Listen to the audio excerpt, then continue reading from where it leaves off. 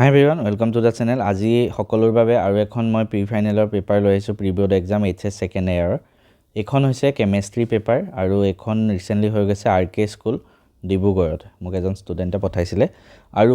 এই পেপাৰখনৰ পিডিএফটো তোমালোকে আমাৰ মেথছ এণ্ড ফিজিক্স এপত গৈ ফ্ৰী মেটেৰিয়েলছত গলে একো পইচা দিব নালাগে ফ্ৰী মেটেৰিয়েলছত গলে প্ৰি বোৰ্ডছ ক্লাছ 12 ৰ যোনটো ফোল্ডাৰ আছে তাৰ পৰা ডাউনলোড কৰি ল'ব পাৰিবা।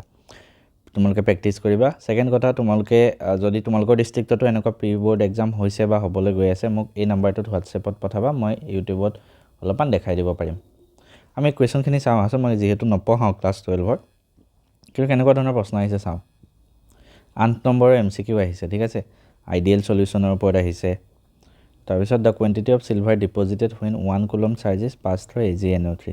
তো 8টা এমসিকিউ আহিছে টোটাল তো 8টা এমসিকিউ তোমালোকে চাবা তাৰ পিছত 2 নম্বৰীয়া কোৱেশ্চন 10টা আহিছে ঠিক আছে 2 নম্বৰীয়া 10টা তেনেকে গিভ ৰিজনস আহিছে তাৰ পিছত 3 নম্বৰীয়া কোৱেশ্চন 9টা আহিছে 27 নম্বৰ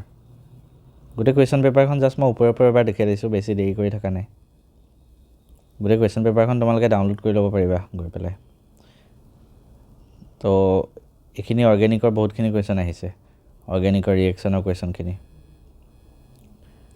ঠিক আছে তো বেছি দীঘলীয়া কোৱেশ্চন কৰা নাই কেমিষ্ট্ৰি মই নপঢ়াও এটো কাৰণে মই ইমান বেছি ডিটেইলছত গৈ পেলাই বুজাবও পৰা নাই